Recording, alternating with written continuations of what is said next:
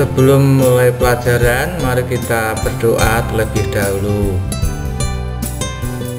Tuhan yang Maha Kasih, kami bersyukur kepadamu karena Engkau telah memberikan kami berbagai anugerah dan pemeliharaan.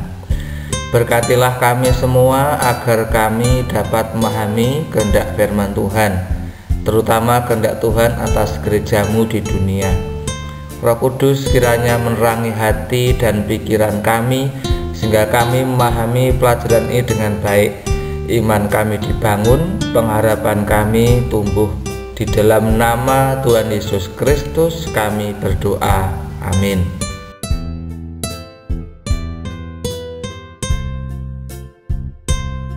Bacalah bahan Alkitab dari Matius 28 ayat 16 sampai 20.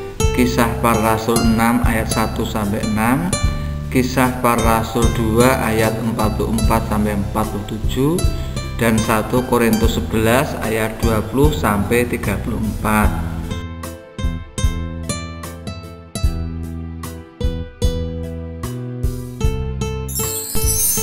Penjabaran bab 3, gereja yang hidup di dunia. Pendahuluan. Gereja yang memberitakan. Gereja yang bersekutu, tidak membeda-bedakan. Martin Luther King dan perjuangannya. Sebelum lebih lanjut, jangan lupa tekan like, subscribe, tekan lonceng, dan share.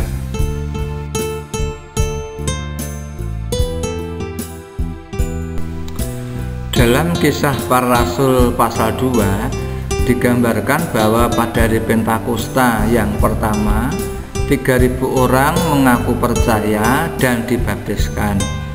Semua ini dimulai ketika Petrus memberitakan tentang Yesus yang bangkit kepada orang banyak yang ada di Yerusalem. Di kemudian hari, kita seringkali menemukan pemberitaan seperti ini.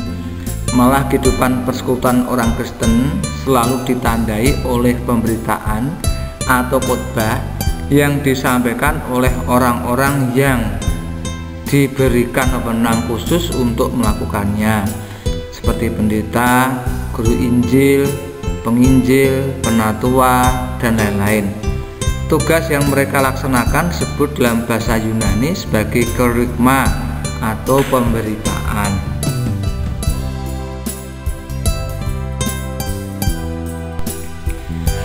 Kerygma berarti pengumuman, seperti yang biasanya disampaikan oleh petugas kerajaan yang menyampaikan berita-berita penting pada masa itu. Karena saat itu belum ada surat kabar atau media massa lainnya. Pemberitaan apa yang disampaikan oleh gereja? Dalam contoh Kisah Para Rasul 2 ayat 14, kita melihat bahwa Petrus memberitakan tentang siapa Yesus itu dan apa makna kehidupan, kematian, dan kebangkitannya. Di dalam kebaktian sekarang ada berbagai pemberitaan yang lain, misalnya khotbah berisi penghiburan atau pengajaran tentang bagaimana menjalani kehidupan sebagai orang Kristen, atau tentang tanggung jawab orang Kristen dalam kehidupan di masyarakat, dan lain-lain.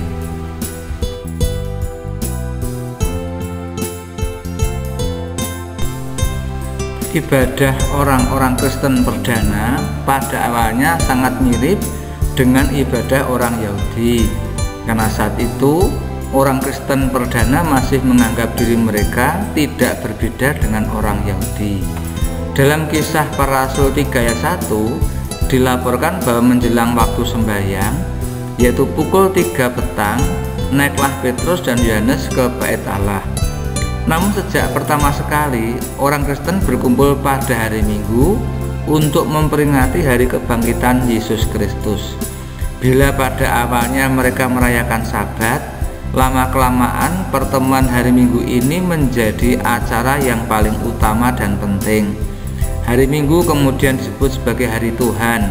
Itulah sebabnya dalam bahasa Portugis hari ini disebut Domingo, yang kemudian dialihkan menjadi bahasa Indonesia hari Minggu.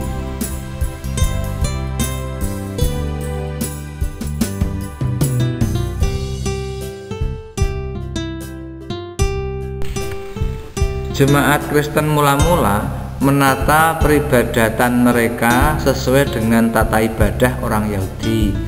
Tata ibadah ini disebut liturgi, yang dalam bahasa aslinya yaitu bahasa Yunani leiturgia. Kata leiturgia dalam bahasa aslinya mengandung banyak arti, antara lain pelayanan atau pelayanan militer, pelayanan imam berupa kurban dan doa kepada Tuhan, dan persembahan untuk menolong orang-orang miskin. Selain itu, kisah para rasul melukiskan bahwa mereka hidup dalam sebuah persekutuan yang saling berbagi.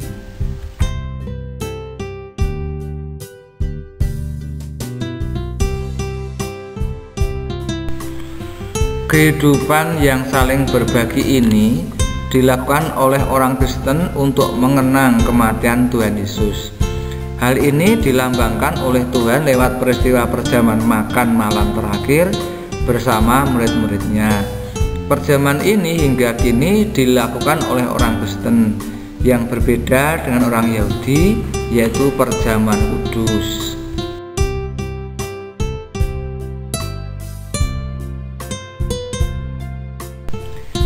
Mereka memecahkan roti di rumah masing-masing secara bergiliran. Perjamuan ini mengingatkan akan persekutuan yang erat antara Tuhan dengan para murid.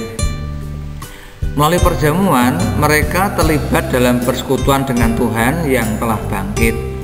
Inilah yang disebut sebagai persekutuan atau koinonia di dalam bahasa Yunani. Kata koinonia sendiri mengandung arti yang jauh lebih mendalam daripada sekedar persekutuan. Sebab dalam kata ini terkandung makna persekutuan, berbagi, dan hubungan yang sangat erat. Karena itu, koinonia juga dapat berarti pemberian yang dilakukan bersama-sama kepada satu sama lain, seperti yang digambarkan oleh kehidupan jemaat perdana yang membagi-bagikan kepunyaan mereka.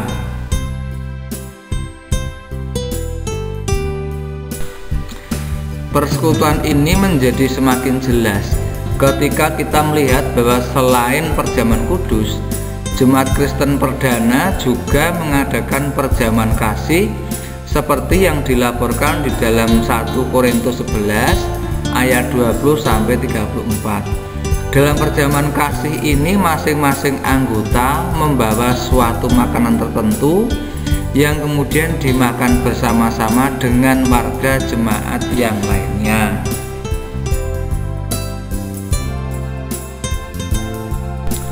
Mengadakan perjamuan kasih. Perjamuan kasih dapat diadakan sebagai bagian suatu kebaktian. Banyak gereja yang mengadakan pada saat Jumat Agung atau Kamis Putih. Kebaktian dilangsungkan seperti biasa. Lalu setelah selesai, seluruh jemaat ikut serta dalam perjamuan kasih. Setiap anggota gereja membawa suatu jenis makanan tertentu dari rumah. Jumlah tidak terlalu banyak, cukup untuk 2 atau 3 orang saja. Ketika makan ini dikumpulkan, jumlahnya menjadi banyak sekali dan cukup untuk semua orang, juga termasuk untuk mereka yang membawa. Perjamuan kasih dapat diadakan dengan sederhana sebagai sebuah makanan bersama dengan diawali dengan doa ucapan syukur. Setelah itu setiap orang mengambil makanan untuk dimakannya sesuai dengan kebutuhannya sambil mengingat orang lain yang juga akan ikut serta makan.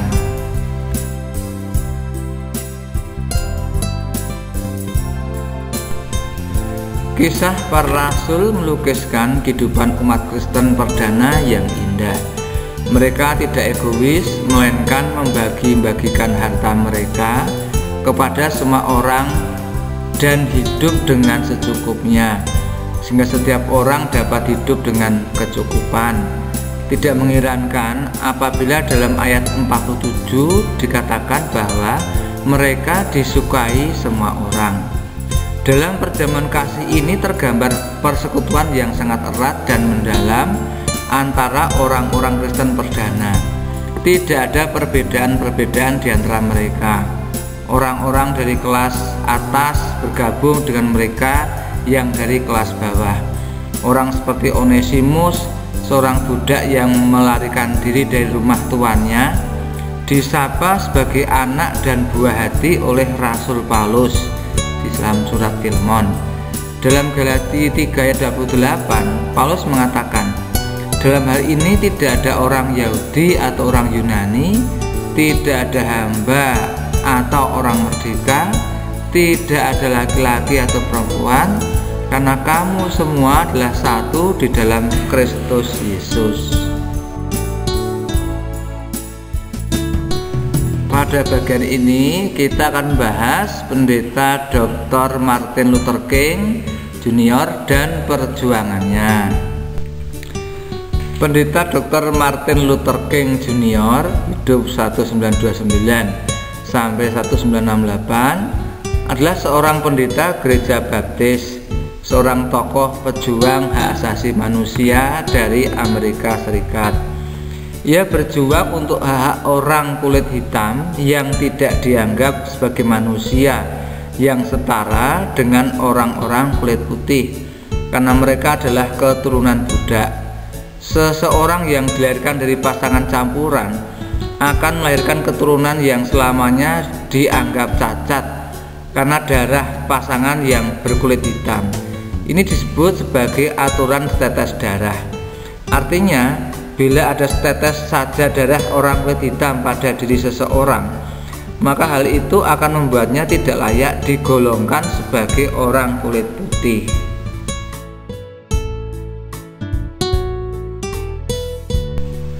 Pada masa itu, orang-orang kulit hitam dilarang masuk ke tempat-tempat umum, restoran-restoran yang disediakan khusus untuk orang-orang kulit putih. Gereja mereka pun dipisahkan oleh warna kulit mereka. Ada gereja-gereja yang dikhususkan untuk orang kulit putih yang tidak boleh dimasuki oleh orang kulit hitam. Bila mereka naik bus, mereka harus duduk di belakang. Apabila ada orang kulit putih yang naik ke dalam bus itu, mereka harus berdiri dan memberikan tempat duduk mereka kepada orang itu. Meskipun misalnya yang naik itu adalah seorang laki-laki muda yang sehat dan kuat, dan orang kulit hitam itu seorang perempuan tua, renta, dan sakit.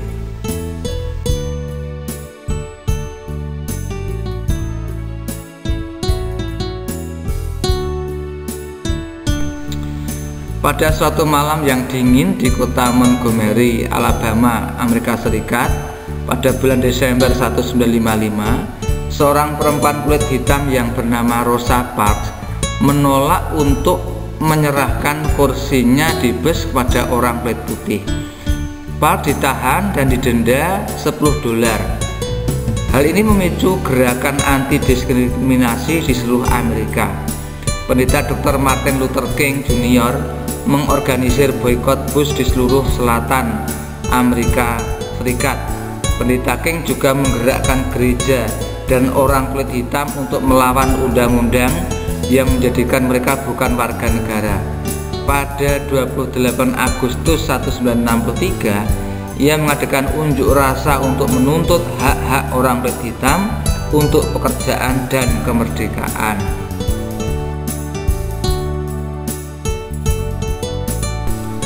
Pendeta King berulang kali menerima ancaman akan dibunuh. Rumahnya beberapa kali dibom orang yang membenci dia. Namun King tetap berpegang pada prinsipnya untuk berjuang tanpa menggunakan kekerasan. Ia bertekad untuk menggunakan cara-cara damai agar orang-orang kulit hitam memperoleh hak-hak mereka yang setara.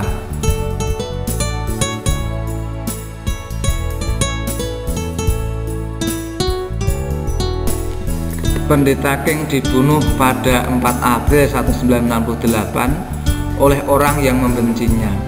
Namun menjelang ajalnya, King berkata, "Saya memaafkan orang itu."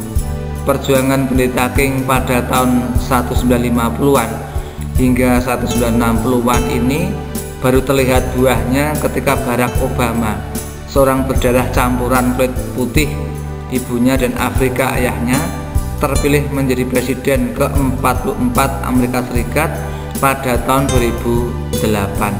Semua ini rasanya tidak mungkin terjadi apabila Pendeta King tidak berjuang untuk hak-hak asasi orang-orang kulit hitam. Ini pun tidak mungkin terjadi apabila Pendeta King tidak terinspirasi oleh ajaran Tuhan Yesus.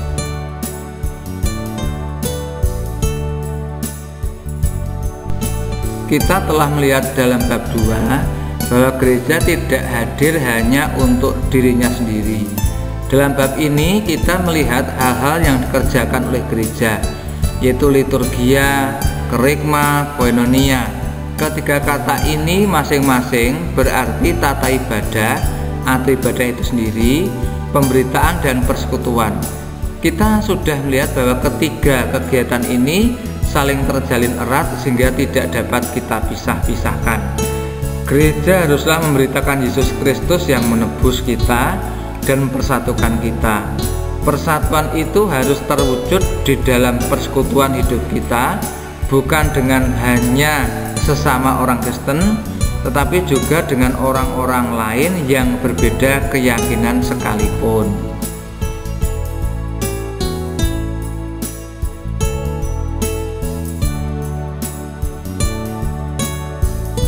Demikian dahulu pembahasan materi kali ini.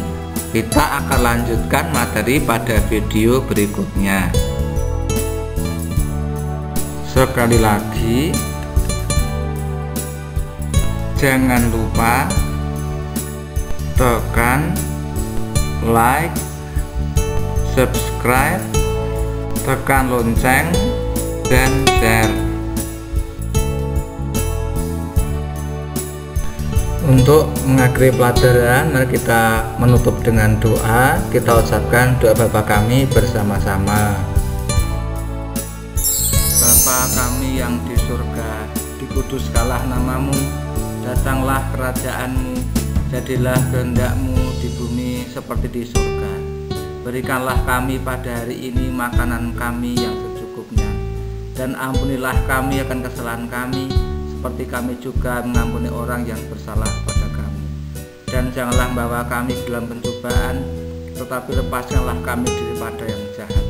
Karena Engkau-lah yang empunya kerajaan dan kuasa dan kemuliaan sampai selama-lamanya.